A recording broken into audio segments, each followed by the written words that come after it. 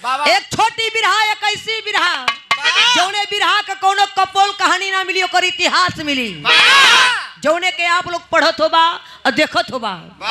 4 line बिरहा के अंदर भूमिका का भाव मास्टर आई।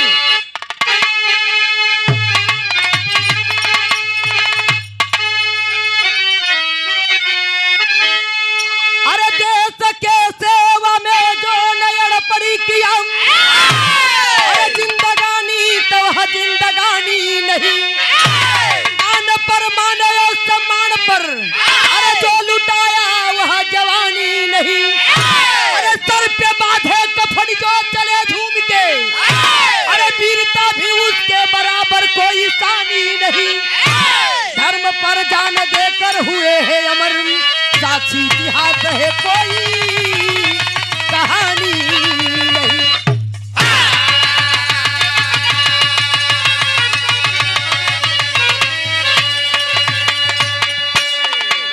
बिरहा का मतलब होकेला कि बिरहा का कहानी जनता के समझ में आवे, ज्यादा बिरहा गौले से मतलब शरीरी पर बल न पड़े। बतावल गल कि जितने पहलवान लोग का जोर होला उतने बिरहिया गवैयन का जोर होला। मार एकदम पूरा गर्दा मचा दे, उहे बिरहा है। बाबू हो बतावल गल आप लोग कहानी के गौर करिया। देश के सेवा में जो नयन पड़ किया, जिंदगानी तो वह जिंदगानी नहीं, मान और सम्मान पर जो लुटाया वह जवानी नहीं। जहाँ मान सम्मान पर दाग यागल धप्पा लगे वाला हो तो जान दे दा, लेकिन सम्मान न जाए पवे। कव्वाली का भाव लगा स्वर्गीय रामदेव गुरु जी वाली।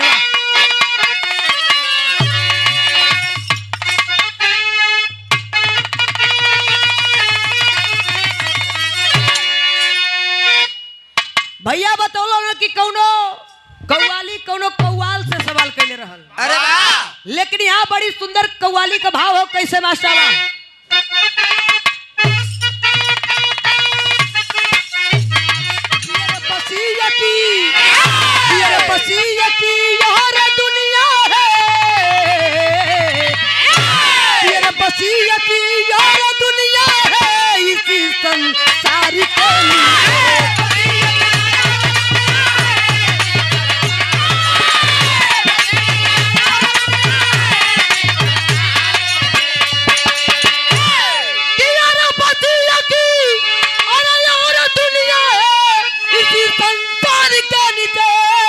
संसार के नीचे पड़ गए तकियों के झूला रे, कदम के डाल के नीचे।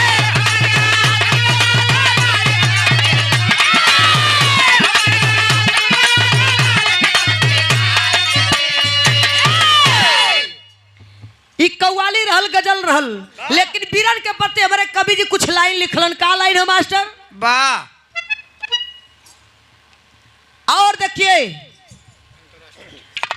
अंतरराष्ट्रीय ठेकेदार हमारे बाबूजी राम सूरत यादव जी, जहां तक अपने हिंदुस्तान की धरती है वहां तक आपका नाम है और इस परिवार का नाम है। चाहे इंजीनियर साहब हो चाहे आप हो, आप लोग का एक इतिहास कायम है इस धरती पर, हिंदुस्तान की धरती पर।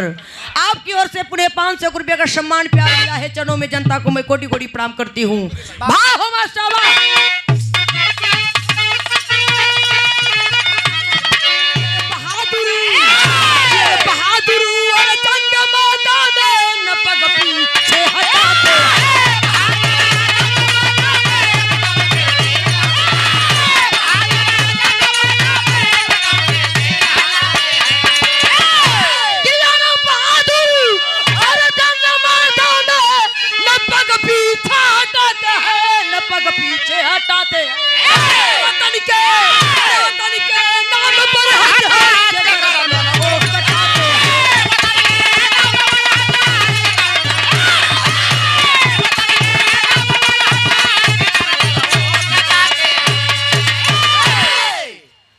बाबू हो कहानी के आप लोग समझिया। बहादुर जंग मैदान में न पग पीछे हटाते, वतन के नाम पर गर्दन हंस हंस के कटाते। इज्जत से कहानी का शुरुआत हो गई। लवा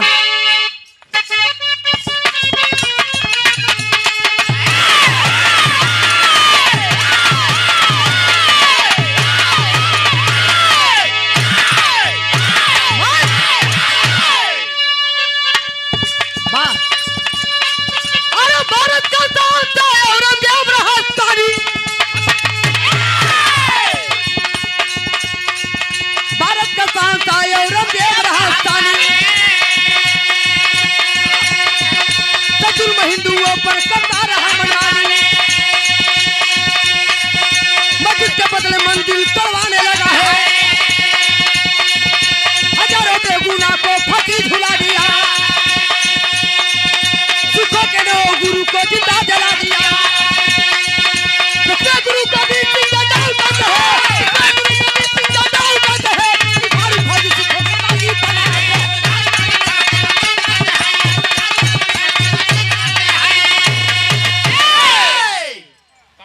कहानी के समझला लोग कहलन कि हमार देश आजाद हो गल हो, कभी ना आजाद भइल। अंग्रेज गइलन तो राजा महाराजा का हुकूमत चलल, जब राजा महाराजा का शासन खत्म हो गई तो नेता परितन का हुकुम चलत हो। ये देश कभी आजाद ना भलो ना हम आप कभी आजाद हो जाई। भारत का शहंशाह औरंगजेब राजस्थानी कहानी के समझला। अंग्रेजन से पहले इस धरती पर हुकूमत के कर रहल मुसलमानों का।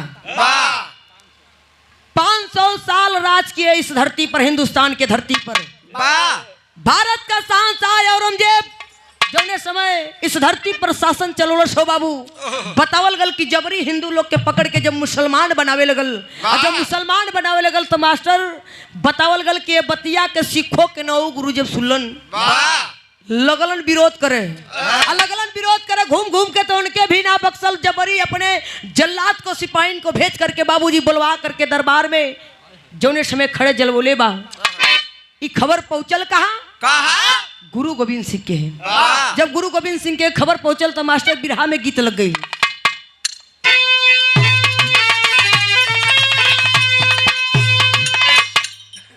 देखें यहाँ पर बड़ा फौजी भैया लोग बैठल हलन हो, अब वही कुछ लोग हुवन। ई कोनो दुल्ही फौजी जवान के दुल्ही कहत हो, का कहत हो मास्टर?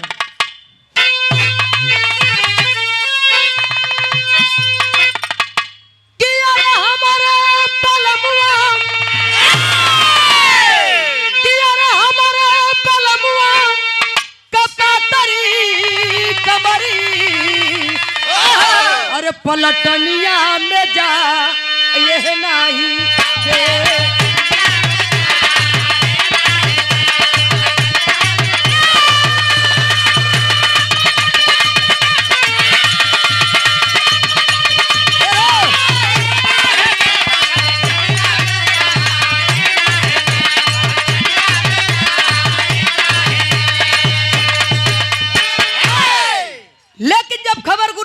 के पास पहुंचल हो बाबू, लेकर के अपने सेना सिपाही कर जौने समय लड़ाई के मैदान में चलल हुन, तेगा तलवार के साथ वजीर खान से जब लड़त चलल हुन तो भाव हो बिरहा को कि अरे खतरों में वीरो, कि अरे खतरों में वीरो, अरे हमारा वतन हम तेरे धर्मवा के हम जाए।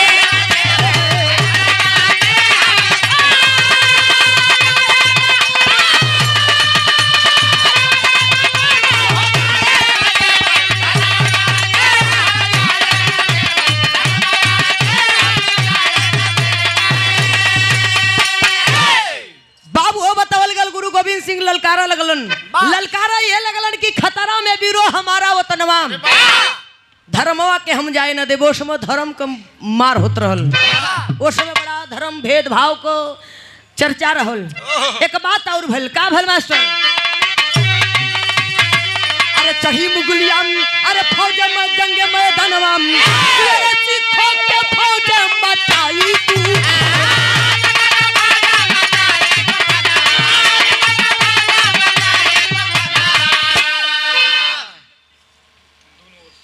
जौने समय दोनों लोग से लड़ाई छिड़ल हो, उस समय गुरु गोविंद सिंह लड़त हुन, लेकिन वजीर खान इतना उनके पर भारी पड़त हो कि गुरु गोविंद सिंह के भागे की पड़ल। कैसे? अरे चढ़ी मुगलिया, अरे फौज जंगे मैदानवा, अरे सिखों के फौज मचाई तू।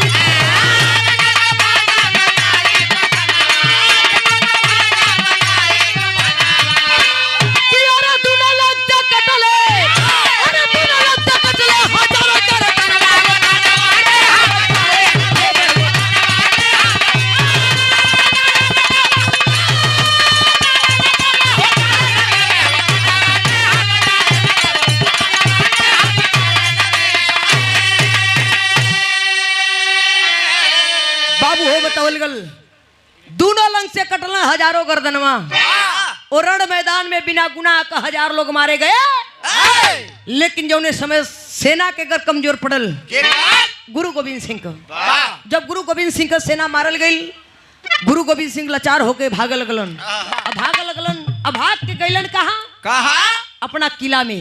जब अपना किला पर पहुंचलन तो फिर यहाँ स्वर्गीय रामदेव गुरु वाली गीत लग गई।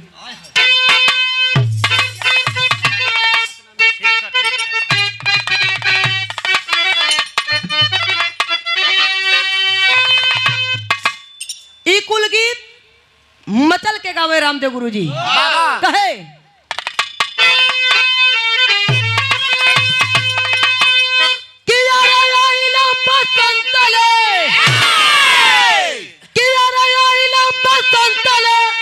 अरे उड़े लगर धीरे मोरी अरे देहिया भईली बम मोरी देहिया भईली बम कि अरे पियर हर धीरे मोरी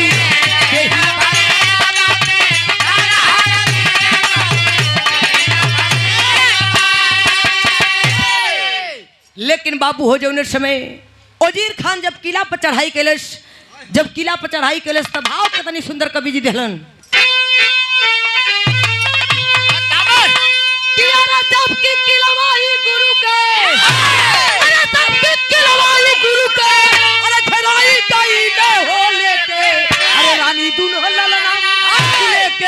रानी दुल्हन ललनाम अरे पराई गई हो लेके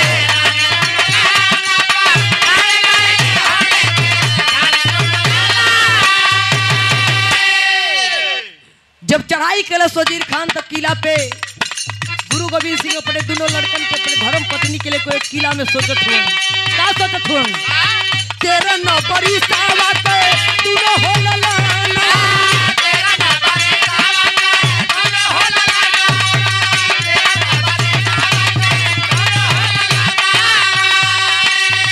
छोड़ी के मतारी संग पुरोहित के भवन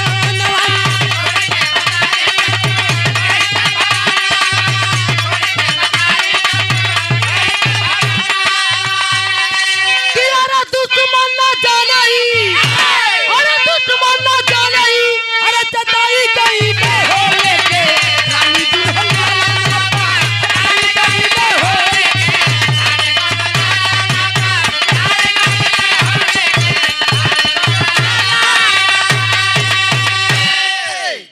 बाबू हो बतावल गल गुरु गोविंद सिंह के लड़का एक 13 बरिस एक 9 बरिस को जौने लड़कन का नाम बतावल गल फत्ते और जोरवार। अरे वाह!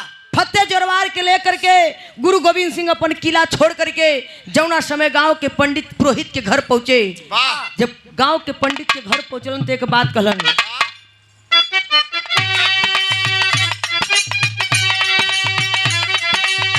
हत्यारा पुरोहित के ला अलजिया समई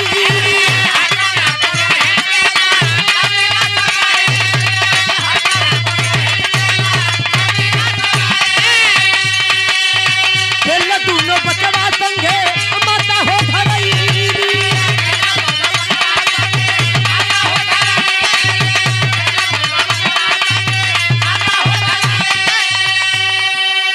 बाबू हो बतावल गल कहानी के आप लोग समझला।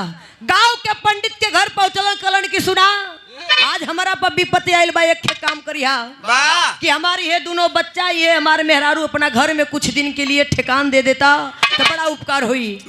ए बात के जौने समय पंडित जी सुनलन बाबू हो उस समय तो हुकारी भर लेलन। लेकिन धीरे धीरे 5-6 साल का दिन बीतल। इधर हत्यारा पुरोहित के जब धीरे धीरे मन में लालच भरे लगल, जब भरे लगल तब भाव कहल गल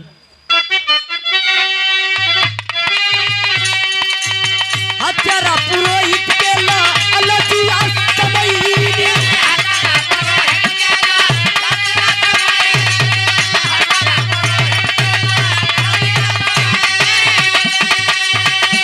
दोनों बचवा संगे माता हो भरई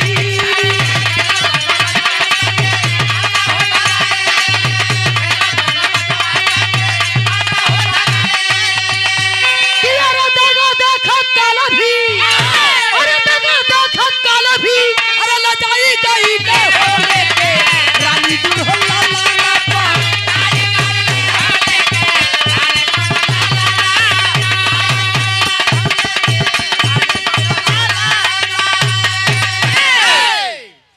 बाबूजी बतौल गल जा करके वजीर खान से जौना समय पंडित जी मिलल हुन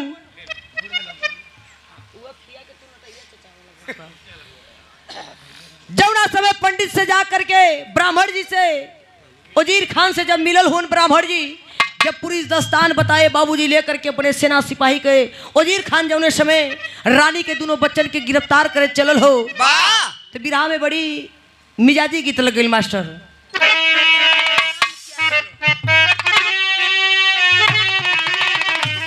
वह गीत चलाइन बा कि मीरा हो गई मगन, लेकिन भाव कितना बढ़िया कवि जी दहलन। जब गिरफ्तार होके दोनों लड़का चल दिलन, जब गिरफ्तार होके दोनों लड़का चलल हों तो कहना बा कि माँ कही दर्द भर अरे करी के पत्थरी जिगर अपसहाना कि मोरे लालनी धर्मवा बचाना। मतारी कलश के लाल जौना धर्म बदे तोहार बाप अपन वतन छोड़लन, अपन दुनिया छोड़लन, अपन गांव छोड़लन, आज वही धर्म बदे आज तो लोग भी गिरफ्तार हुआ। लेकिन जहिया तो एक काम करिहा कि जुल्म जालिम बहुत ही ढाई है कि आए बेटा मुसलमान बनई है सर करे जब कलम ढेर बनबे मुस्कुराना मोरे लालनी धर्मवा बचाना। मतारी रो के दोनों बच्चन के जौने समय छोड़ले बा, जब दोनों लड़का हाथ से छुटल होन मतारी से हो बाबू, तो मतारी रो के एक बात कहलस बिरहा में टेरी लग गई।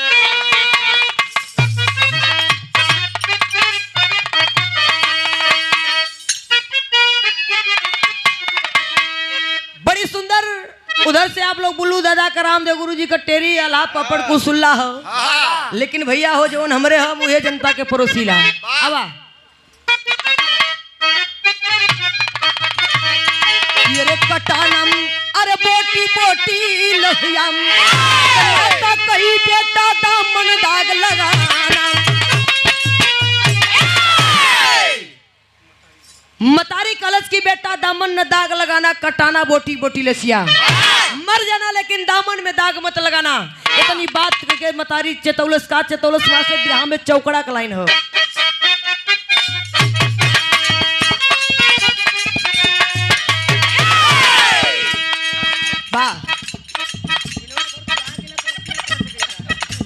आवा दोनों बच्चों को तिखार लिया चुम्मा किया प्यार। मतारी दोनों लड़कन के प्यार दुलार ले करके और चुम्मा दे करके भेजत हो। कलश का कहलस दोनों बच्चों को तिखार लिया चुम्मा किया प्यार। माता मर गई कटा रही अम्बारी करके फतेह सिंह जोरावर गुरु गोविंद के कुमार चले दोनों ही दिलावर गिरफ्तार करके। वजीर खान था ना बाप देखा बच्चों का रुआ, दोनों सूरत लाजा बाप बोला प्यार करके।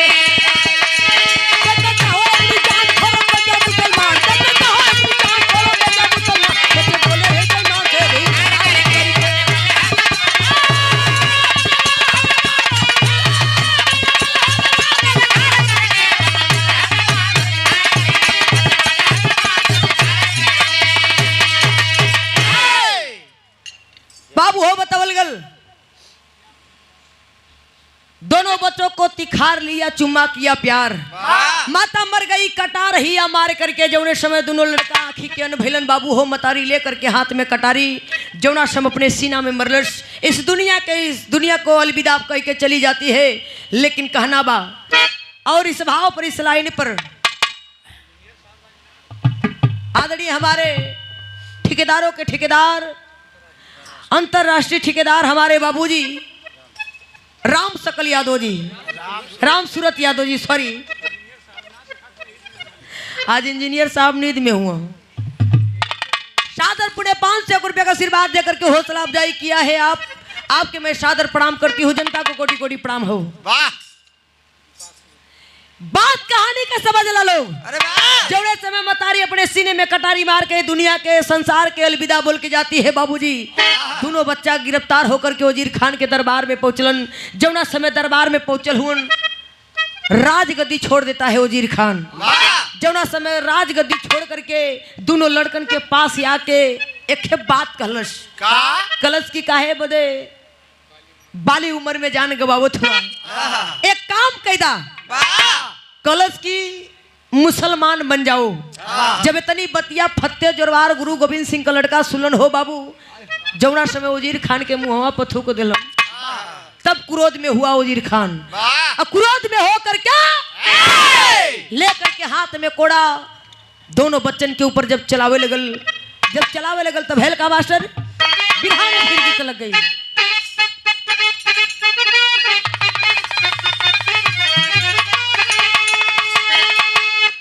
गीत का लाइन बा कि अरे बजरिया से चुनरी, अरे बजरिया से चुनरी, अरे बजरिया से चुनरी, अरे बजरिया से चुनरी लेहले यही है पालन होगा।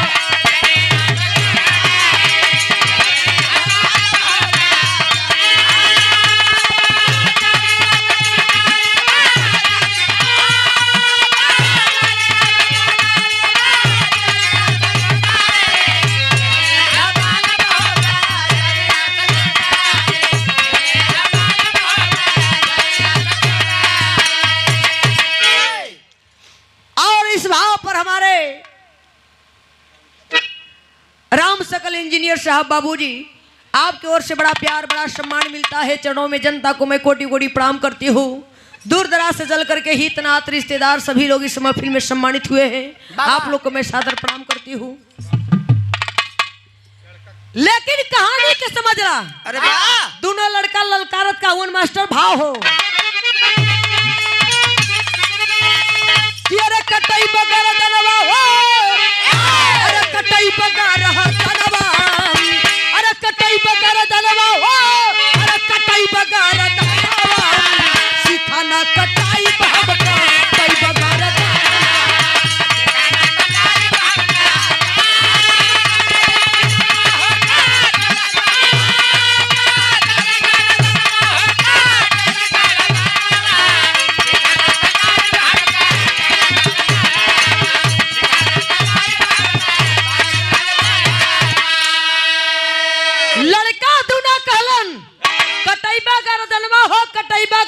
सिक्खा ना कटाई। सिक्खा का मतलब आप लोग समझत हो बा जैसे कि पंजाब के धरती पर दाढ़ी और मोछ जौने के हमनी चुन्नी बोली जाला, पंजाब में लोग सिक्खा बोललन। एकर बड़ा महत्व वहां रखेला। लेकिन अपने यूपी में भैया रोज मुंडन होला। अब लड़का का ढूंढो बारी बारी सा बाही को हवे मर जा।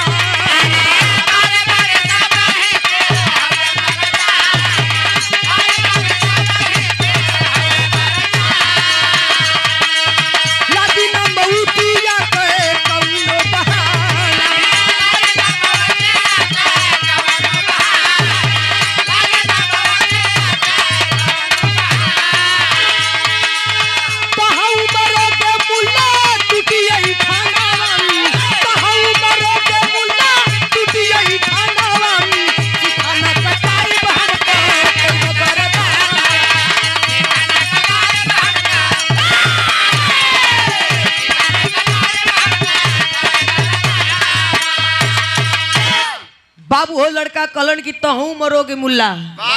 जब इतनी बात वजीर खान सुलझ की तहू मरोगे मुल्ला टूटी ऐठनवा और सिक्खा ना कटाई हम कटाई गर्दनवा। इतनी बात जो समय वजीर खान सुनता है बाबूजी। जब कोड़ा बरसावत जब थक जाता है लगा देता है जल्लादों को बाबूजी। कोड़ा हाथ में थमा देता है। जब जल्लाद लगलन मारा हो बाबू तो भैल का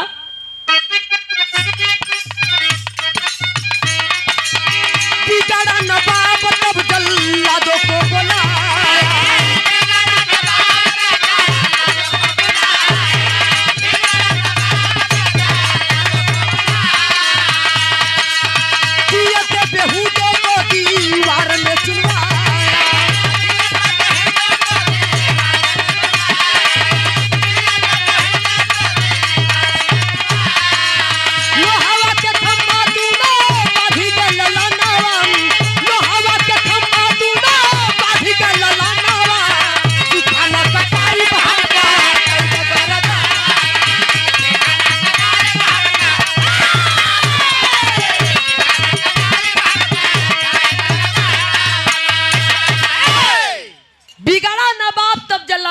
बुलाया। बाबूजी जियते बेहूदों को दीवार में चुनवाया। जौने समय आदेश देता है वजीर खान अपने जल्लादों को ले जा करके लोहे के जंजीर में लोहा के खम्मा में बंधवा करके जौने समय दीवार जुड़वाने लगा। जब दीवार जुड़े लगल बाबू हो तो बतावल गल दोनों लड़का छपटियात हुन और छपटियात हुन तो भैल का बिरहा में फिर गीत लग गई।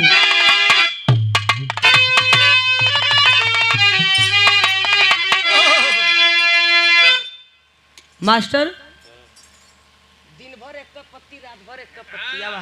हाँ अभी काल तक चली हुआ है।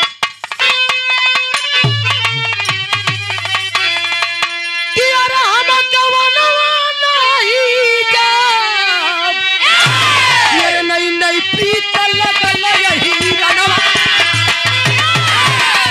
नहीं प्रीत लगल यही रनवा नहीं प्रीत लगल यही रनवा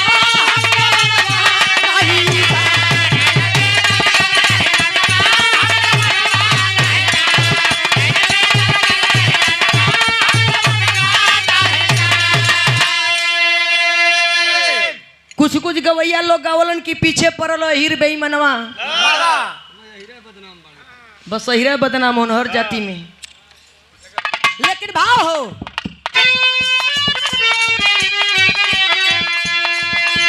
जब दोनों लड़का गरजत होन तो उस समय का भाव हो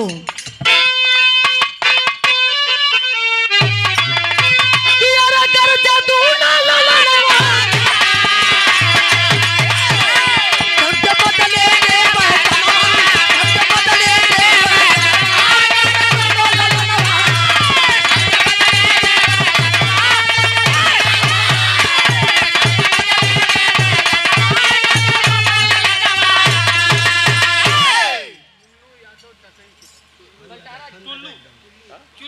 और देखिए चुल्लू यादव बल्टारा समिति के अध्यक्ष महोदय बड़े भैया आपकी ओर से दोबारा सम्मान हुआ है और दोबारा आशीर्वाद भी मिलल है आपको।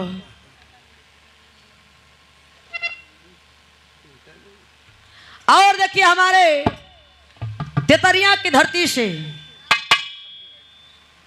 हमारे ठेकेदार बाबूजी के समधी जी की ओर से एरशाद और पुणे 500 रुपये का आशीर्वाद देकर के हौसला अफजाई हुआ वो चरणों में बहुत बहुत पलगी बा।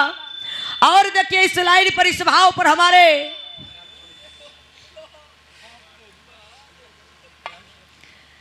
राम सूरत ठेकेदार बाबूजी की ओर से बहुत पुरस्कार बहुत रुपया सम्मान या हर कलाकारों के देवल जला आपके चरणों में सादर प्रणाम करती हूँ। आई मास्टर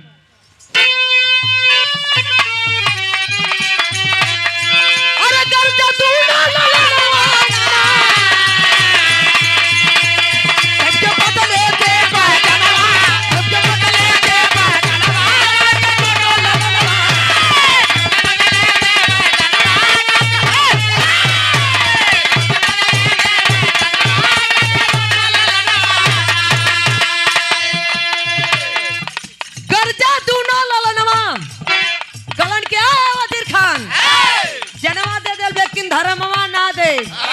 एक बात और कुल कहलन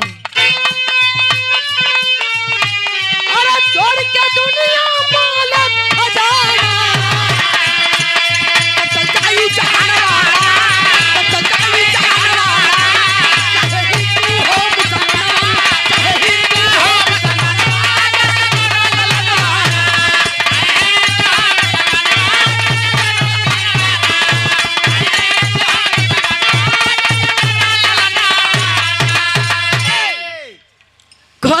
छोड़ के दुनिया माल खजाना एक दिन सब चाहिए जहनवा चाहे हिंदू हो चाहे मुसलमानवा बाबू हो धरती पर जे भी आयल हो के एक दिन जाना हो चाहे जीव हो जंतु हो पशु हो पक्षी हो पेड़ हो पौधा हो एक दिन सबको एक दिन जाना है। लेकिन इतनी बात जो समय वजीर खान सुनता है बाबूजी क्रोध में होकर क्या जल्लादों को लगा करके बाबूजी जो समय दीवार जुड़वाने लगा दोनों लड़कन का। जब दीवार जुड़े लगल तब भैल का मास्टर पचरा वाली गीत है।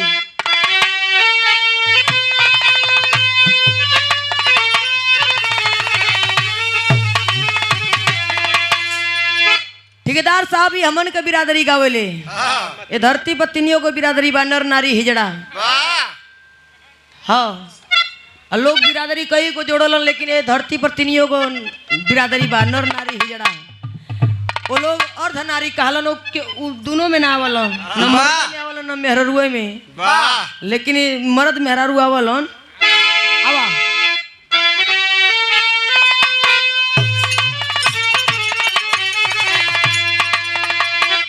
ई भोर का गीत मतारी बहन गावली पचरा वाली गीत हो कि अरे निबिया का दरिया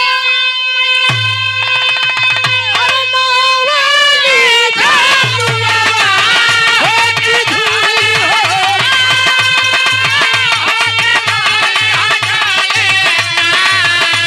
कि मैया मोरी गावली गीतिया हो की धूली हो धूली।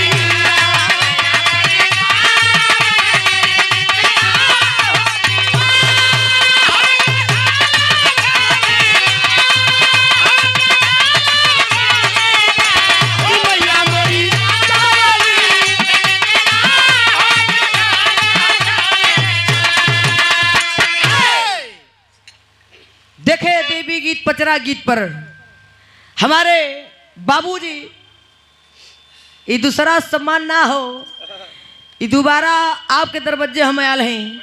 हर कलाकार के बस एक बार मौका मिलेला बाबा, लेकिन हमार बड़ा नसीब को तेज है कि आप लोग का दोबारा दर्शन हो गल। परम सत्य प्रमादड़ी हमारे अंतरराष्ट्रीय ठेकेदार बाबू हमारे राम सूरत यादव जी, जितना भी कहा जा हम कलाकारों के जितना कलाकार है यूपी के धरती पर कोई के शब्द नहीं है आप लोग के बारे में। ये सादर पुणे 500 रुपये का आशीर्वाद हो, चाहे बिरहा के कोई धुरंधर कलाकार इस धरती पे आए हो।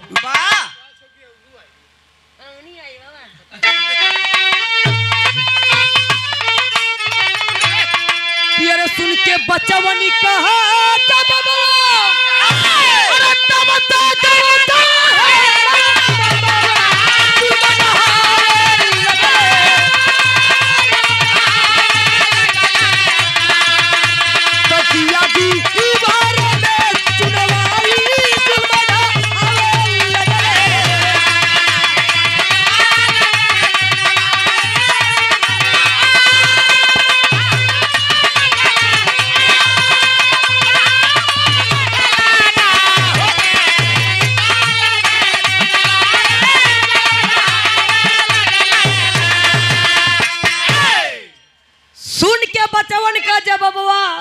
तब से गर्जा है न बबुआ अजुल में ढहावे लगल।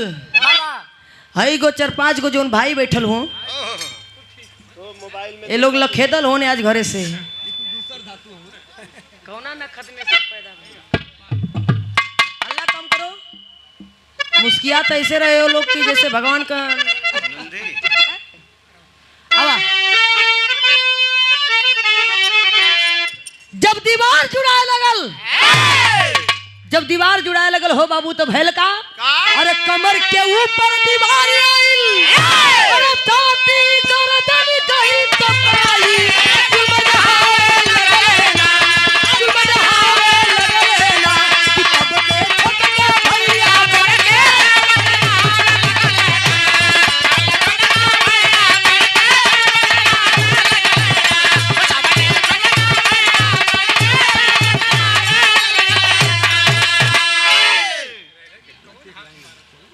कहानी पर गौर करी। हेलो कमर के ऊपर दीवार आई छाती गर्दन गई तो पाई और तब से छोटका भैया बड़के से बतियावे लगलन जोरवार अपने फत्ते बड़े भाई से बतियावे लगलन। का बतियावे लगलन मास्टर कि मैं चलता हूँ बड़का भैया मैं चलता हूँ बड़का भैया समय हमार हो गई लेकिन तुम भी धर्म बचाना यहाँ दगे की मार हो गई। और इतना कहते कहते दीवार सर से पार हो गई। जब दीवार सर से पार हुई बाबूजी छोटे भाई को जब दीवार ढकोले हो वजीर खान अपने जल्लादों से कह के बड़ा भाई अपने छोटे भाई की हालत पर छाती पीट के उसी दीवार में रो रहे हैं। कैसे रो थोड़ा मास्टर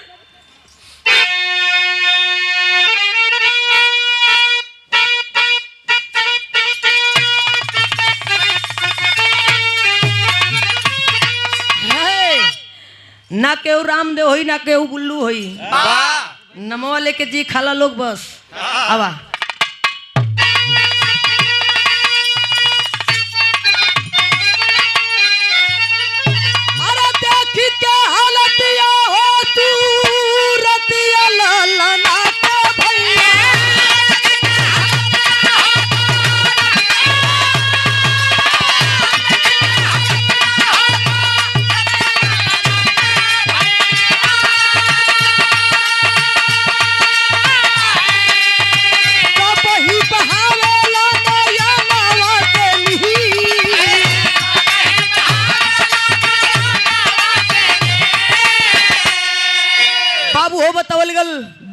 दोनों लड़कन का हालत वहां के लोग आंख में आंसू लेकर के याद करत हुअन। के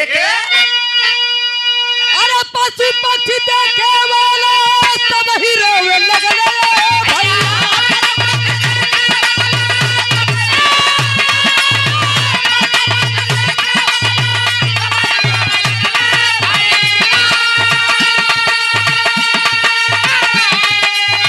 पापी हो जलाता वो हुए गलती।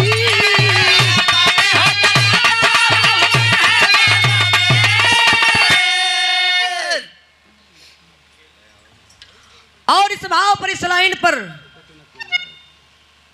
आल्हा का लाइन हो, परखे वाला कुछ कुछ परखे न लोग, लेकिन ये लोग बिरहियन का जौन कहल जाला तौलल ओजन करल कि बिरहिया कितना पानी में हो, कब कितना का बोली। ये लोग आज से ना बचपन से पारखी हैं आप लोग। बाबू हो बतावल गल हमारे ठेकेदारों में ठेकेदार आदरणीय हमारे अंतरराष्ट्रीय ठेकेदार बाबूजी राम सूरत यादव जी, जितना भी कहा जा क्या बात है। सादर पुणे 500 रुपये का आशीर्वाद हुआ है। आवा मास्टर।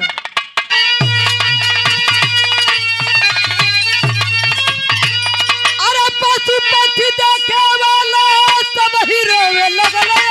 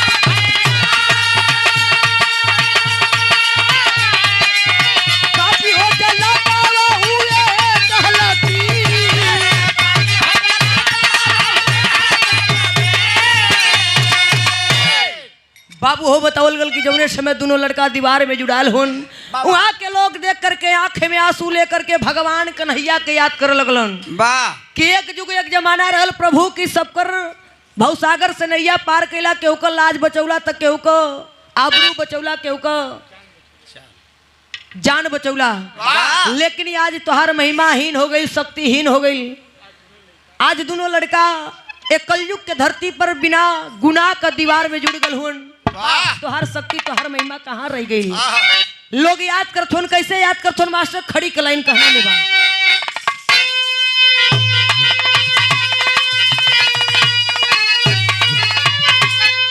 अरे दोनों ललन चुन गए दीवार में तब आवे तनी टूटा हूँ भैला मोहल्ला बजौला बसिया।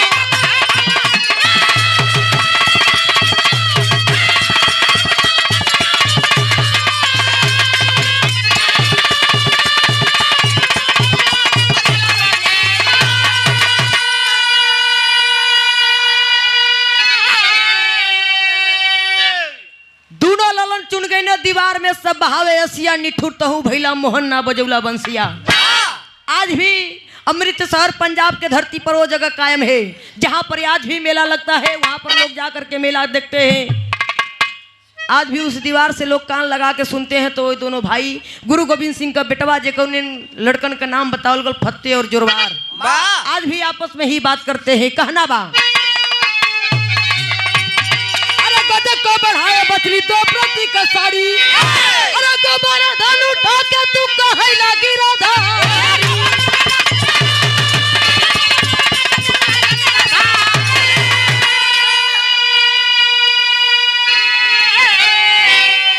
अरे इंद्र के कोप से अरे बचौला तारो ब्रजमतिया।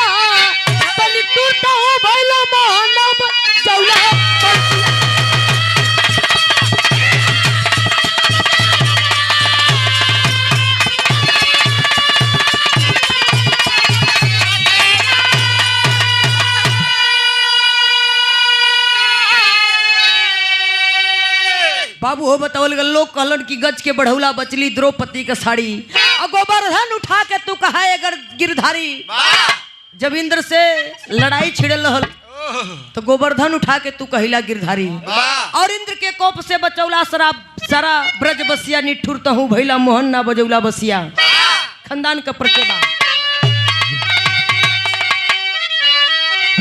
गुरु बिहारी गुड़ गए अमर हुआ पैगाम बच्चन कहता कभी चंद्रिका मोहम्मदपुर में गए कटाना बोटी बोटी लसिया चंचल कभी तूफानी सर पे बाजे बसिया हो